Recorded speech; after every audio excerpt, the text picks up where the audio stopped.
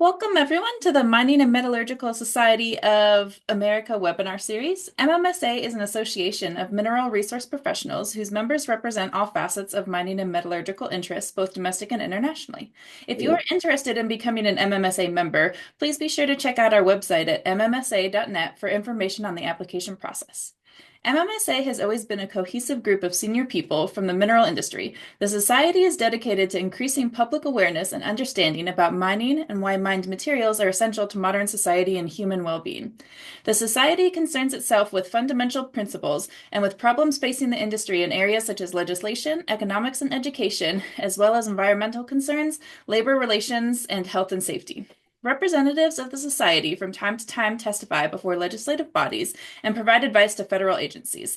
I am Kristen Guerin-Davy, MMSA member and social media and webinar director. I will be introducing today's webinar. The title of today's webinar is Current State of Play in the Mining Market by Jasper Bertisen, Investment Committee member of Resource Capital Funds.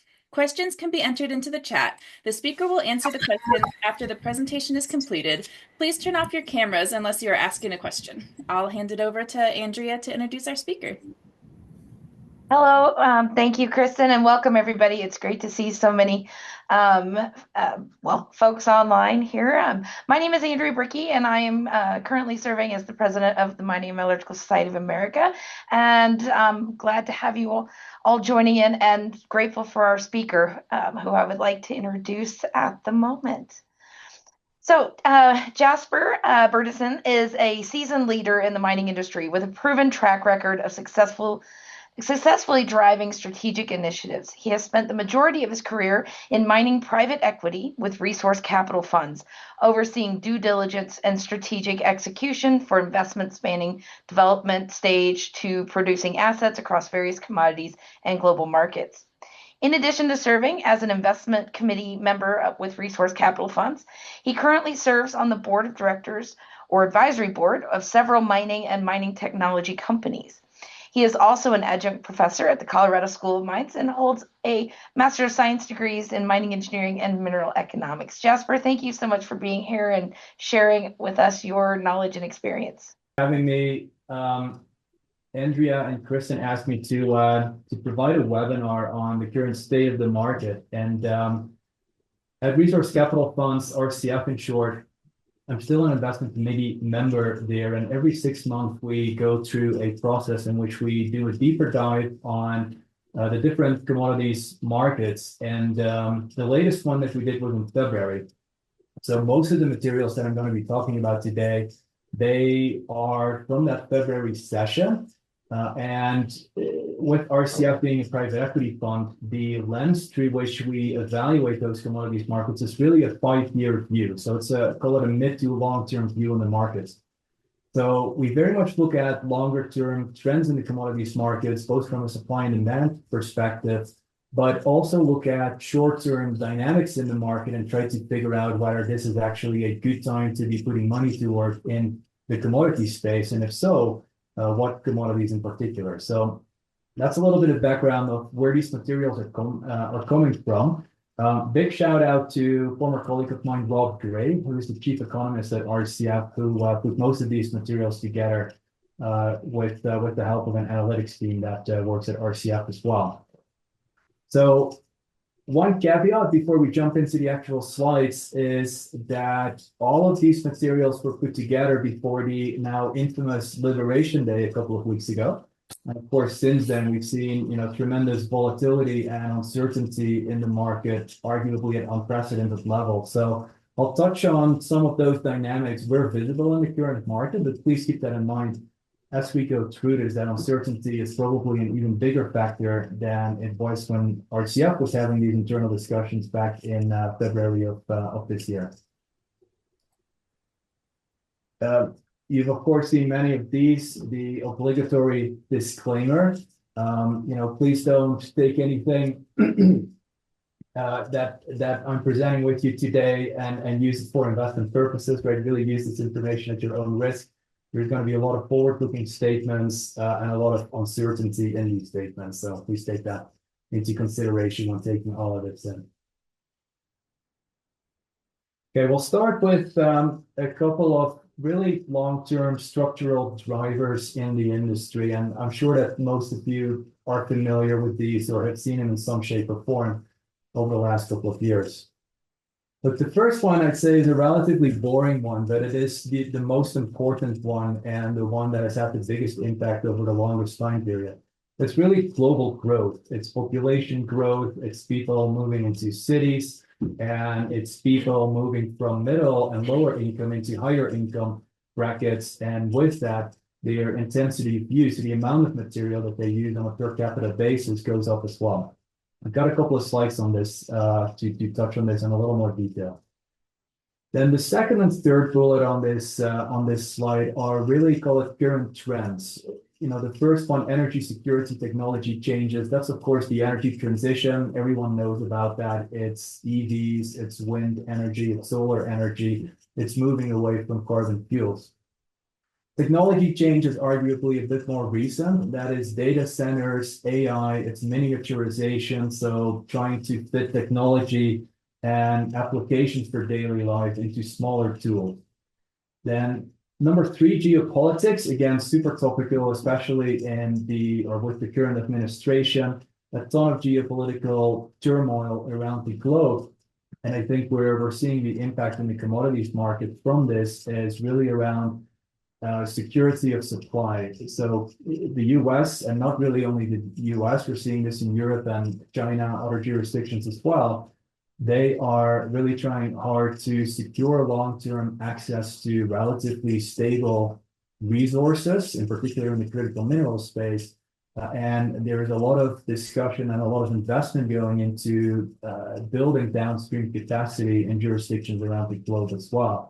So really a move away from globalization, which has sort of been the modus operandi over the last 3 or 4 decades, to something that is perhaps a little undefined still, but one of the key metrics or characteristics is definitely this need for critical minerals, and different countries around the globe trying to position themselves to be first in line to get access to these resources and have the know-how to process them. The fourth long-term driver, I think this is a really critical one, is continued underinvestment. Again, I've got a couple of slides on this, but in particular, the junior and mid-tier mining space continues to really struggle with a lack of investment.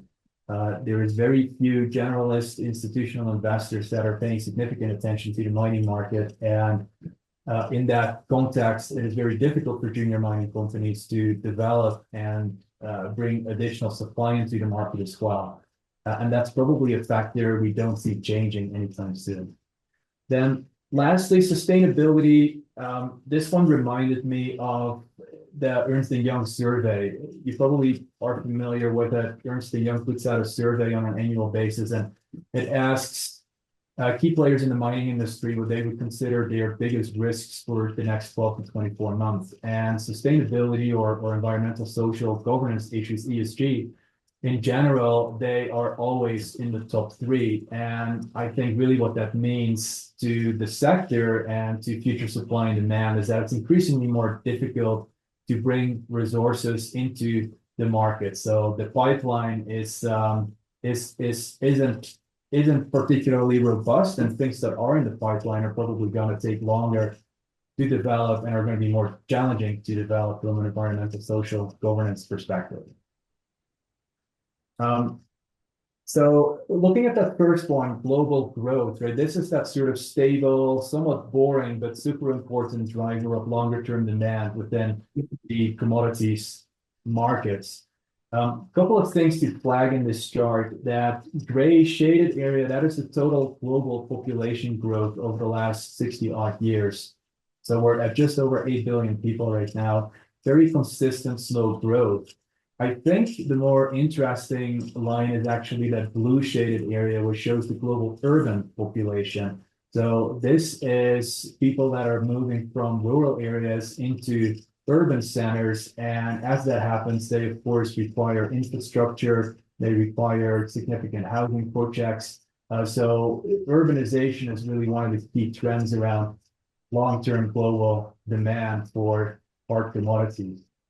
The red line at the top of the chart, that is the GDP. So this one, that's the GDP per capita. And again, relatively slow, but very consistent growth.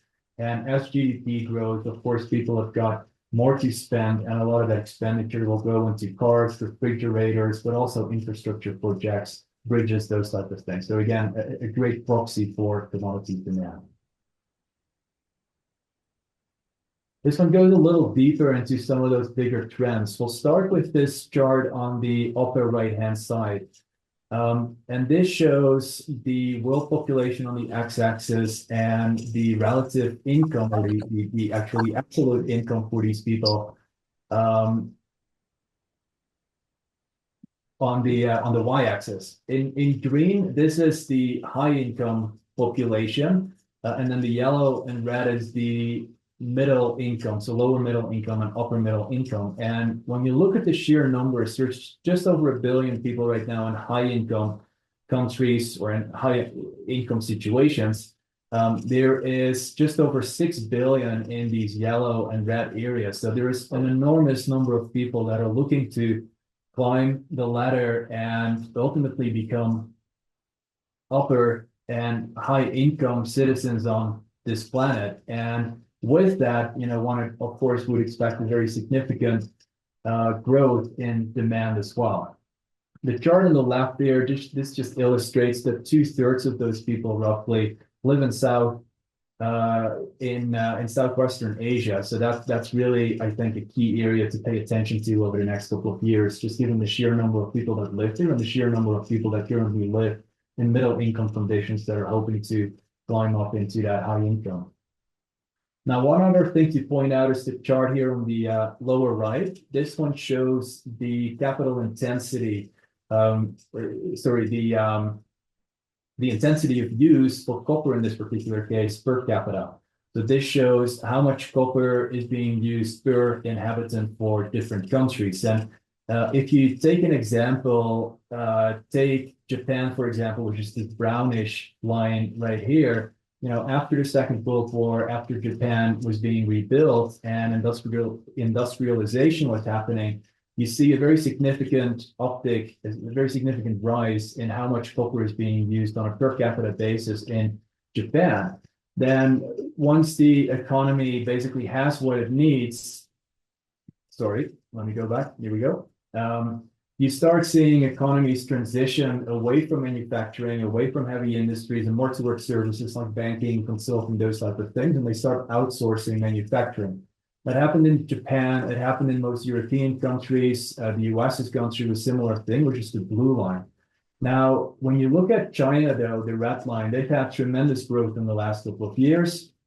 I think the one thing to point out here, and again, this goes back to the point on 6 billion people still living in middle income countries, that is the global total average is this gray shaded area at the bottom. So those 6 billion people, one would hope and one would expect them at some point in time to go through a similar move as China has done over the last 2 decades, roughly, and that would ultimately translate into a huge increase in demand as well.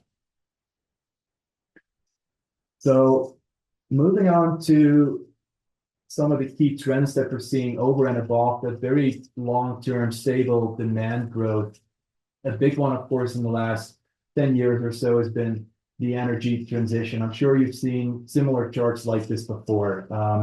This one shows copper, lithium, nickel, zinc. You can come up with different charts that look very similar for manganese, for cobalt, for several other commodities as well.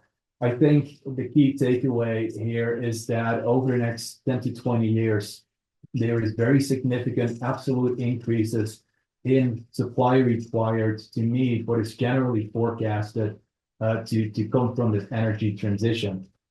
I would sort of say even with the current administration in the US, some of these numbers may go down a little bit, but the US is only one player in a global economy where across the globe, I think there's going to continue to be a significant drive towards net zero, net neutral scenarios. And with that, that's ultimately going to translate into very significant demand for all of these commodities.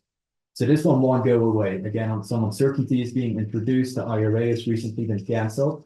That is going to have an impact on some of these numbers, but the absolute numbers are so large that this is still going to be a significant challenge for the mining industry to bring on additional supply or enough supply to meet this transition.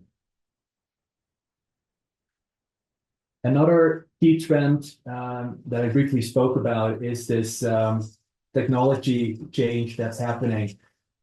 Huge changes and huge increases in the demand for semiconductors, data centers, and AI, of course, is having a huge impact on power requirements, reliability of power around the world. And to put it very simplistically, none of that is going to happen without investing in mining, in milling, in smelting, all the things that we collectively are engaged in. So I think this is a very exciting trend on top of the energy transition that has been playing out over the last couple of years.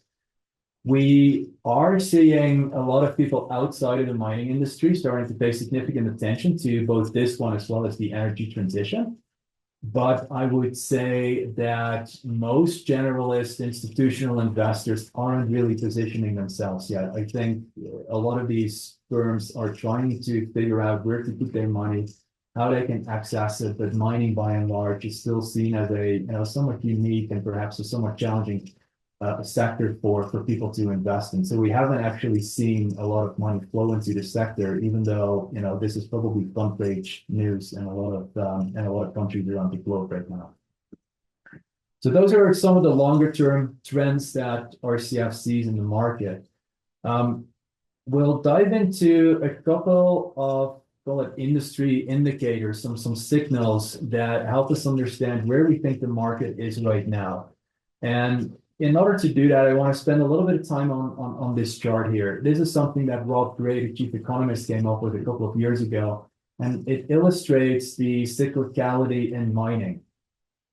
Now, I think everyone on the call knows that mining is cyclical. I think one of the key reasons that the mining industry is cyclical is really the challenge associated with bringing additional supply online at a time when the demand is actually there for that additional supply. So reflecting on cycles over the last 20 or 30 years, the pattern that continuously gets repeated is one where demand continues to tick over, relatively slow, stable growth, that global growth we previously spoke about. But then some new trend emerges. China, of course, was a really big factor about 20 years ago. Currently, it's energy transition and these technological changes that we're seeing in the market. And those then translate into a pretty sudden growth in demand for certain commodities. And as those commodity markets start tightening, they start sending price signals into the market that basically say we need additional supply. The challenge for the mining industry has historically been to then bring that supply online when it's needed in a somewhat controlled fashion. More often than not, that supply takes time, permitting issues, social license issues, capital cost overruns, commissioning issues, you name it. It oftentimes takes significantly longer to bring that additional supply online. And as a result of that, prices spike. You see exuberance in the market, significant price spikes, and that then, of course, opens the floodgates where suddenly there's tremendous capital available for additional supply, and that then, of course, leads to significant oversupply situations in the market. So at that point in time, right, there is a depressed market, a trough in the market for a couple of years. Demand continues to slowly grow. It continues to absorb that oversupply, markets balance, and then the cycle basically starts again. That's basically what's kind of shown on this chart. And what we do every couple of months is sit down and try to figure out where we think we are from a macro perspective. So where globally do we think the mining market is? And then we have a look at some of the individual commodities as well. As we jump into some of the next couple of slides where we go a little deeper on demand indicators, supply, inventory levels, those types of things, just keep in mind where we landed back in February was that we felt the overall mining market was actually reasonably robust. We felt it was a reasonably balanced market, healthy price levels, healthy margins. It wasn't a boom or bust type of situation. It was actually a reasonably balanced market. The battery commodities were the exception to the rule, if you will, where we had seen a lot of overinvestment, in particular in the nickel space and in the lithium space over the last 5 years or so.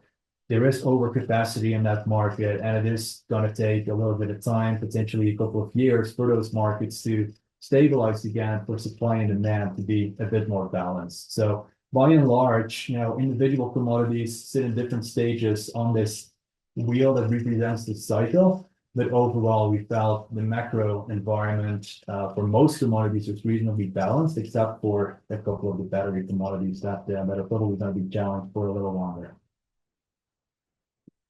So jumping into some of the individual market indicators, we typically have 2 days of sessions on this. We go through, I want to say, 150 or 200 slides. So I had to cherry pick a few that I thought would tell, a pretty interesting, compelling story. This was one of them. This one shows PMI, or the Purchasing Managers Index, for low, upper middle, and high income countries. And what the Purchasing Managers Index is effectively a health indicator of the manufacturing industry. And of course, manufacturing rate is a proxy for commodities demand. The way this is developed is on a monthly basis, a survey is conducted with purchasing managers for big manufacturing companies around the globe.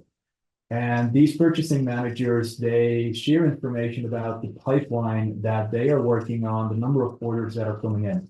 And that ultimately is then translated into a number with, if that number is higher than 50, so this part of the chart, that means the economy, or at least that purchasing manager index is expanding, so that would be global growth, whereas a number less than 50 would indicate that the economy potentially is shrinking, or at least that manufacturing component of the economy is shrinking. So what you see is, of course, the global financial crisis in 2008, 2009, right? Significant downfall in that PMI. COVID in 2020, you then see stimulus in 2021. And if you look at 2024, early 2025, it's very much a mixed bag. A lot of the higher income countries are struggling. A lot of that COVID stimulus has effectively been absorbed by the market, and they are struggling to keep up that pace of growth. Making up for some of that is there's quite a bit of green. There's much more and better activity in some of those upper and lower middle income countries. So a bit of a mixed bag, if you will, from a PMI perspective. Now, if you look at global GDP, so gross domestic product growth projections, it tells a reasonably similar story. A lot of the developing economies, India, Indonesia, China, Russia, they are forecasting pretty robust growth over the next couple of years. But again, when you look at some of the higher income countries, the UK, the Euro area, Italy, Germany, Japan, that growth is reasonably lackluster. Argentina, a bit of an outlier here. I think that's really Malay coming in with some of his austerity measures last year or 2 years ago, but they're hoping to turn that around in the next couple of years. So again, a bit of a mixed bag, where some countries are still pursuing reasonably strong growth.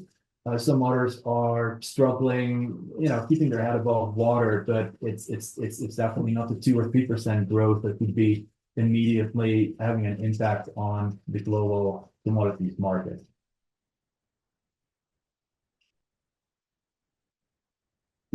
Honing in on the US a little bit, right? The US, of course, one of the biggest economies globally, an important driver of overall demand. What we're seeing in the United States is this is US goods expenditure. So this is how much money is being spent on all sorts of US goods across the United States.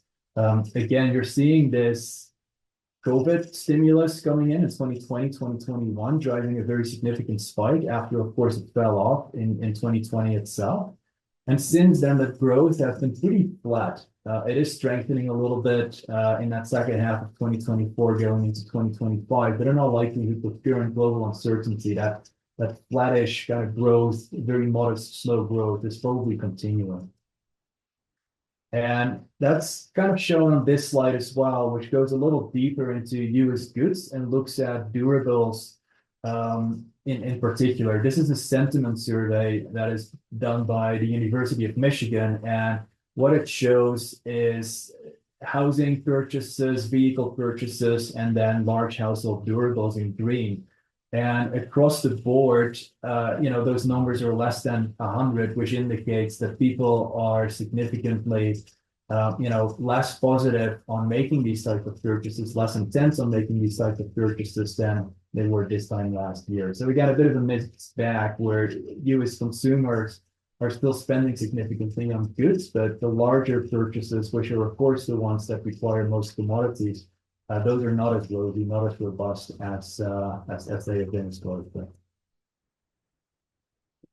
And then zooming in on the two key trends, right? So we've spoken about global growth, that long-term stable driver of commodities demand, and then the energy transition and the technology changes that are happening around the globe.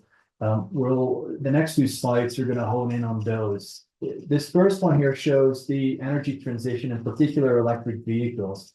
This chart here on the upper left-hand side shows the total number of electric vehicle sales around the globe, different colors, different countries. These lines, they show the penetration of electric vehicles around the globe. So China is at well over 50%. Most European countries are sort of sitting at 20-30, some 40% of electric vehicles now making up the so that's the percentage of electric vehicles out of the entire car fleet that is on the road. So pretty robust numbers. And when you look at that chart on the lower left-hand side and forecast what that means in terms of commodities demand, there's still very significant growth forecasted in cobalt demand, manganese, phosphorus, you name it.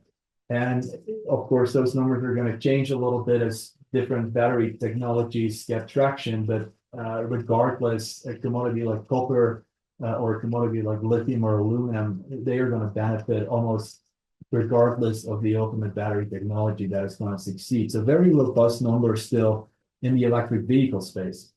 Now, having said all of that, when you look at the chart here on the right-hand side, or the series of chart on the right-hand side, is take a look at the US. This compares the 2023 forecast for EV sales to the 2024 forecast for EV sales. So a very significant drop from one year onto the next in forecasted sales. And you see the same in Germany. France is actually reasonably steady, but Italy and the UK have got very similar patterns to the US, where the forecasted growth for sales of EVs has significantly come off. So overall, EVs are still doing well. They're still penetrating the market, but the rate of adoption and that rate of growth is significantly slower now than it was a couple of years ago. And that's perhaps not unanticipated, right? I think you're seeing that with many economic phenomena where there's a lot of excitement early on, very exuberant and strong and exciting forecasts, but then reality kicks in and things just take a little longer than anticipated to kick in. So a bit of a mixed bag, but overall, I think this is still a very strong driver of commodities demand. And then as a proxy for technology demand, this chart shows the semiconductor sales, right? So semiconductors go into AI applications, they go into data centers, they go into miniaturization projects around the globe. And this one is very, very strong. So there is really no slacking. There's some swings and roundabouts here, but that trend line is very, very strong. And we're not anticipating that to change anytime soon here. So in terms of technological changes, a very robust driver in the short term that probably has got a couple of years to go still.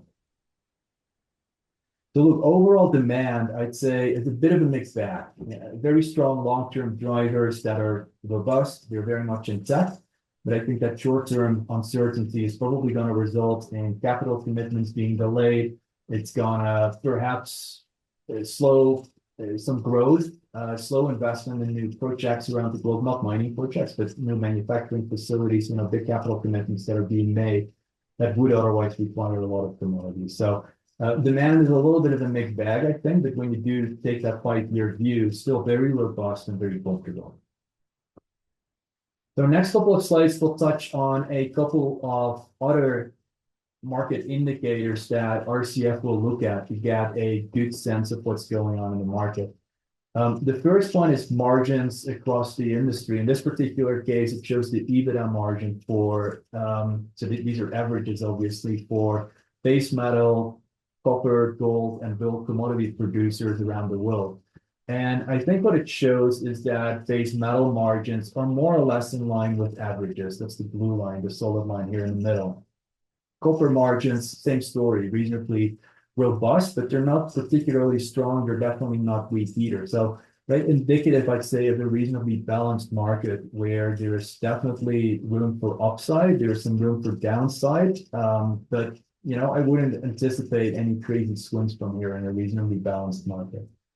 Now, bulk commodities and gold, on the other hand, both of those are exceptionally robust. Gold, of course, is easy to explain, right? Global uncertainty translates into gold really taking on that safe haven investment that people are looking for. So even since this chart was done, this margin has only expanded. And from what I'm seeing in the industry, gold producers are keeping their margins really, really strong. They're keeping their operating costs in check, and margins across the industry continues to expand. So gold is doing really, really well right now. Gold producers, I should say, are doing really, really well.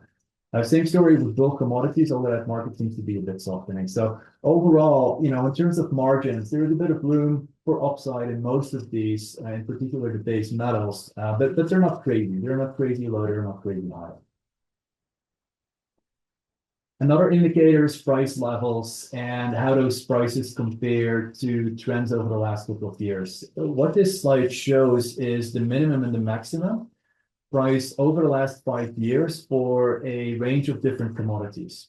So take, for example, gold, and this, of course, is relative, right? It's in percentage numbers. It's not in absolute terms.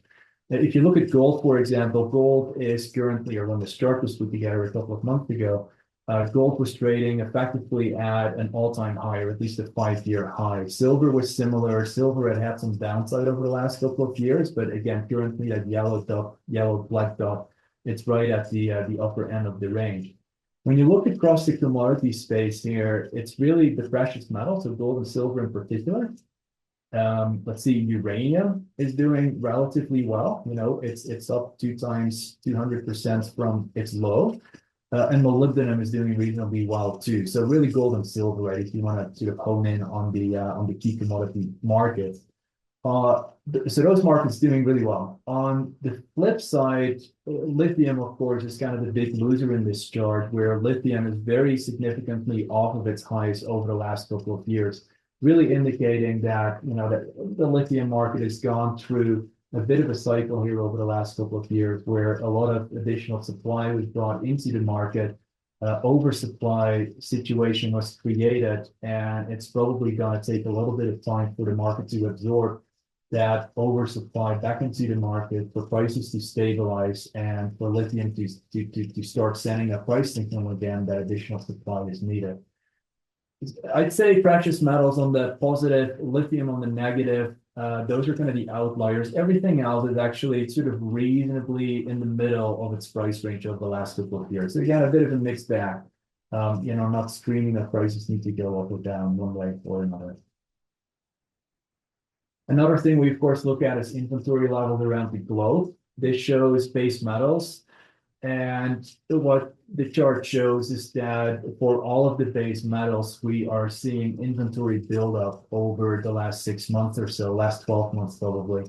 That in itself is not the most encouraging signal for commodities market, but I would caveat that by pointing out that they are coming off of relatively low basis, and the numbers that we're currently seeing in terms of inventory levels, you're definitely not alarming level. So again, this sort of points to a reasonably well-balanced market where it's not signaling a significant shortage or oversupply in the market.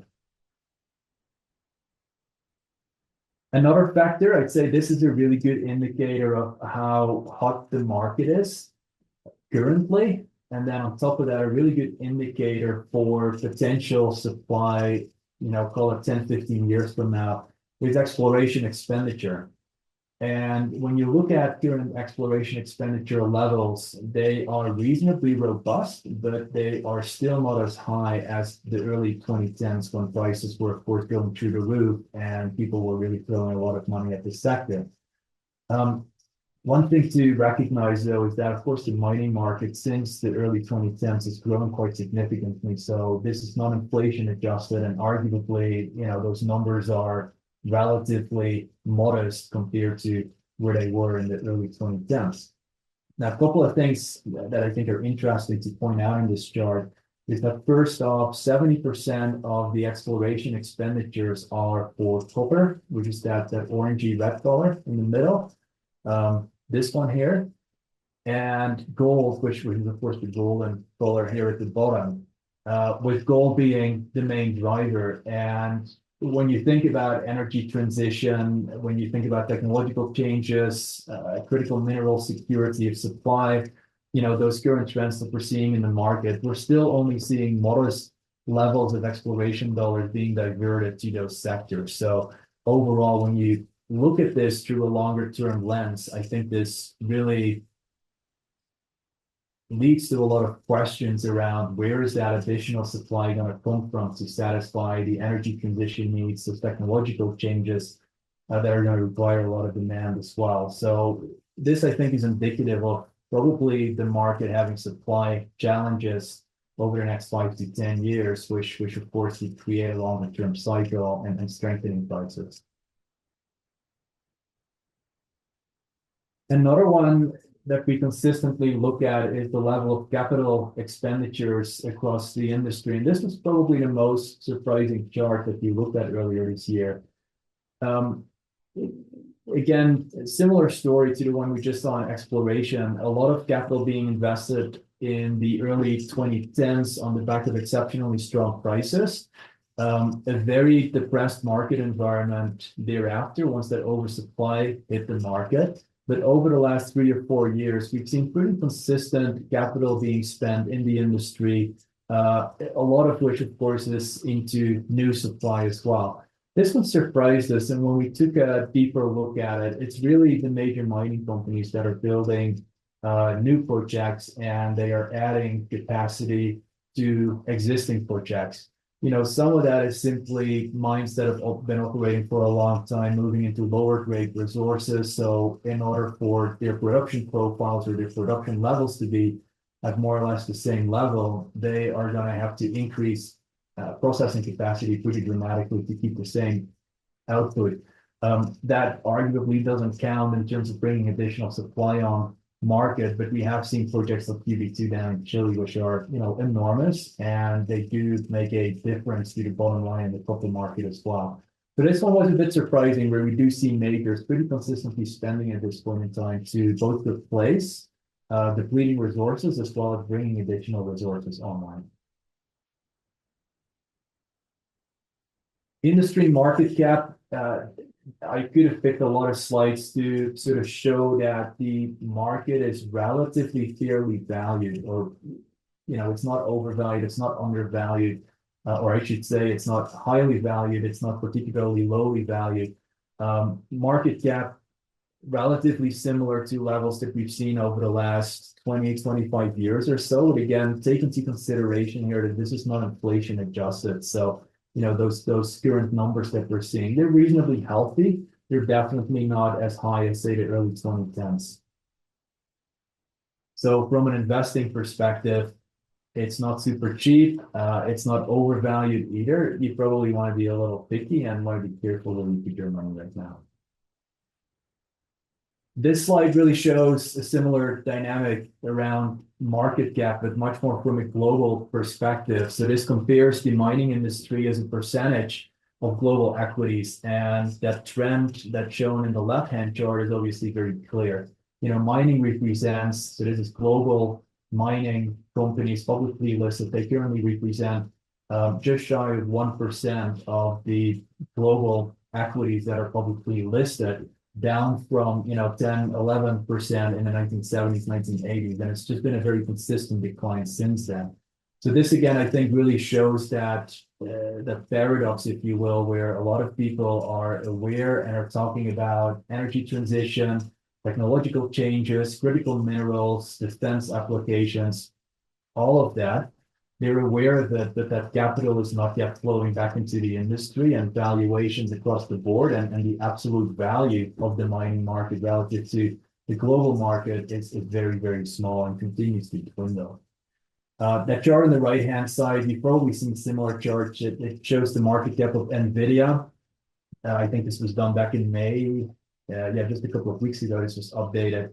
And it compares it to the market cap of the 50 largest mining companies across the globe. And when you add all those numbers up, the 50 largest mining companies, the market cap of them combined is about half of NVIDIA's market cap. So a pretty pretty telling and a little bit of a pathetic number, frankly, for the mining industry, right? That one technology company or a GPU manufacturer, the market cap of that business is larger than, it's more than twice the size of the 50 largest mining companies combined. So mining valuations relatively healthy, but when you look at it from a global perspective, they fail in comparison to other industry sectors. And then the last slide to sort of give you a bit of a sense for what's going on in the market is the level of financing activity that we see across the market.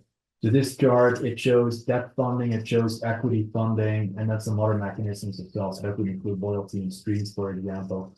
And what we're seeing is, again, in 2010, 2011, 2012, a very significant influx of capital on the back of relatively high prices. And since then, the market has really struggled to keep up with funding new projects. And if you think back to that capital expenditure chart that we just looked at, it's really the majors that are continuing to invest in new supply and replacement of existing supply or depleting supply.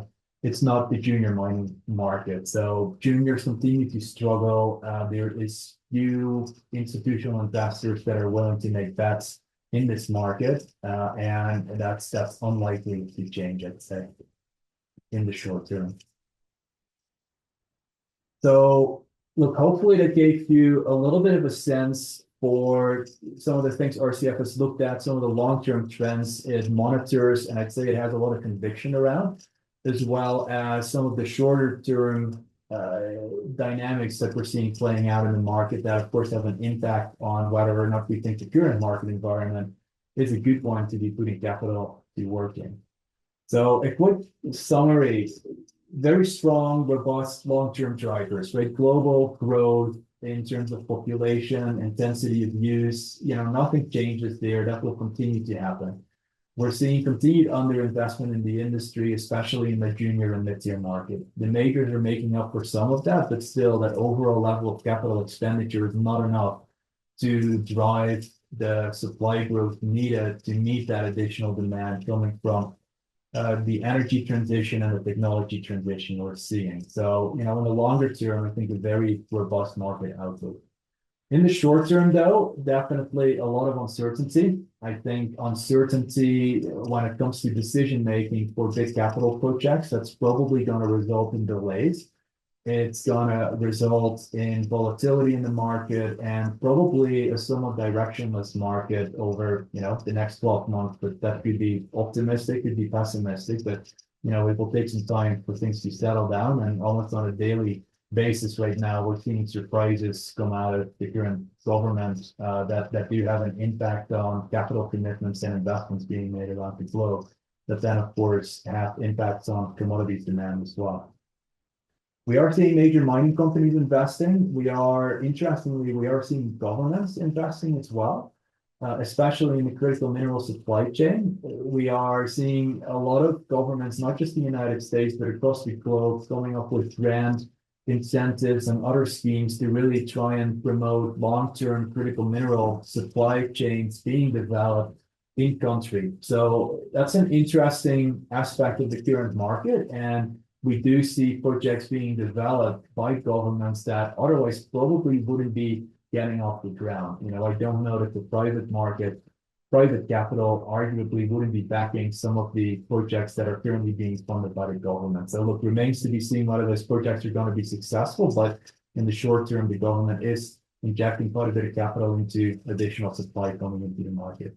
And then, of course, the junior market continues to be relatively underfunded, relatively weak, not a lot of interest in the space, even in the gold sector, which of course has done tremendously well from a price perspective and a margin perspective. We're still not seeing equities at significantly, overvalued or inflated valuation there.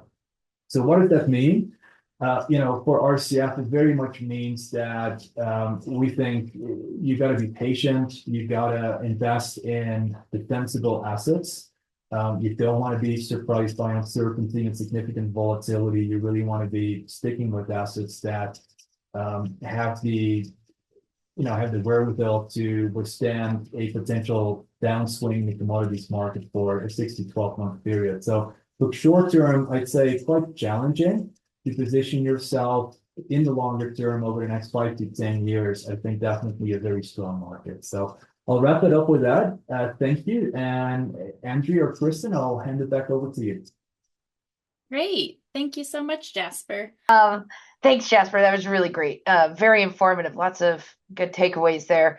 I love talking about population growth and decline, and it's just demographics or something that I'm very interested in. And but we are seeing, obviously the trend of population is increasing, but we're also hearing about countries that are expected to have a significant decline. I can think South Korea, and others in Europe and others where we're seeing a decline in the population and these are developed countries, so they consume a lot of minerals. Are the countries that are developing offsetting that with population growth and demand, or is there going to be any kind of influence there that we'll see any difference in that trend? Yeah, I think the countries that are anticipated to have shrinkage rates, so Japan, a lot of European countries are dealing with that. The US to some extent has got a similar issue, right? If it wasn't for immigration. A lot of those countries are reasonably high income countries. So when you think about intensity of use and the absolute commodities demand that's coming from those countries, it's very important and it's big, but I'd say from a growth perspective, it's not the biggest driver. The biggest driver is really those 6 billion people that are currently in middle and lower income countries that are hoping to position themselves and grow into higher income. And I think that's where the real commodities demand is going to be. And those are the countries that are going to require new cities to be built, new infrastructure to be built, those type of things. So, and from a demographic perspective, we're not seeing the same issue there, right? It's quite the opposite, where we're seeing, a lot of older people in the more developed countries, if you will, and the developing countries. It's still big families, a lot of people in their 20s and 30s that are open for the American dream, right? So. Excellent, thanks. Are there any other questions for Jasper? I do have a question. This is David Kelly. Jasper, great talk. Really enjoyed it. You presented the demand part of the equation, and I think everybody agrees the demand is going to keep increasing. The real question for the industry is, can we meet that demand as an industry over a 10, 20, 30-year period of time? And one place you can go to look at that to see how much effort we're putting into trying to meet that demand is the exploration expenditures. But the problem that I've seen with the exploration expenditure numbers is that they often, most of that expenditure is brownfields expenditures, right? There's very little, I would say a very minor portion of that is true greenfields, new discovery oriented exploration spending. So I wonder if you could comment on how much of that exploration expenditure you think might be true exploration expenditure? And then as a follow-up to that, could you speculate on what we might see in the next 10 years with regard to M&A? Because if you can't find it, then you go out and you try to buy it, and it's not new resources really, but I would think that in times like we're looking at now, that the M&A side of the industry would be taking off. Yeah, great point. Thanks for raising both of them. I don't have the breakdown at hand of brownfield versus greenfield exploration, but from memory, I think you're spot on, and that brownfield exploration still comprises the majority of global exploration expenditures. And there's nothing wrong with that necessarily, right? It's just easier to find resources where resources have been found historically. The geology is better understood, right? All of that. There's infrastructure in place, so it's easier to bring those resources online as well. Is that going to be sufficient, though, to meet that supply-demand challenge that is pretty obvious when you take a 5 to 10 year view? It probably isn't, right? A lot of that exploration is going to simply go towards depleting resources or making up for declining grades across the industry. So, yeah, I tend to agree. There needs to be a lot more greenfield exploration to, find a very significant number of new deposits. When you look at nickel, lithium, copper, the sheer number of new resources, new deposits, new mines that need to be built, it's pretty mind-boggling. I think where we are seeing some trends is, of course, AI, right? And exploration AI in particular is really taking off right now. There's a lot of money going into that. I think anything with AI in its name is actually attracting some generalist investor money. So I think if you're promoting a mining project, add AI into it, the title slide somewhere, and you're probably going to do better than some of your peers in the industry. Look, whether that's ultimately going to pay off or not, I don't know. It is, at the end of the day, just big data analysis. It's smarter analysis of really large data sets. And is that going to translate into more successful exploration programs? Yeah, probably. I do see some other trends in innovation where, Rio, BHP, all the major mining companies have got their or innovator hubs set up, and they are more proactively sponsoring than they did historically, perhaps. They are more proactively sponsoring relatively small companies that are looking to innovate heap leach technologies using microbes or new exploration technologies, those type of things. But is it going to be enough? I don't know. I don't think so. None of this stuff is going to come to the market here in the next couple of years. And it's none of it is going to drive a really big fundamental shift in the industry.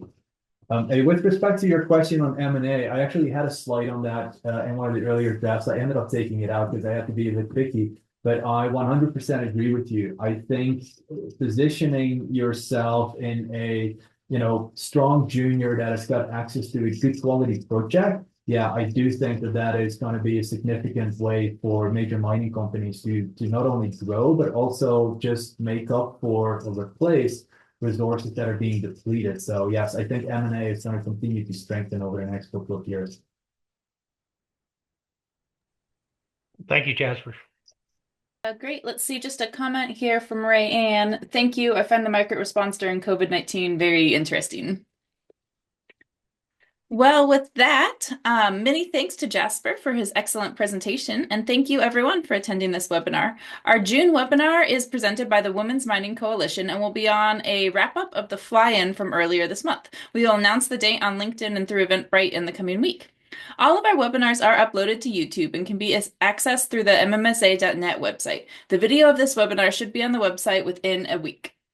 The MMSA webinars are supported by the MMSA Jacqueline Foundation.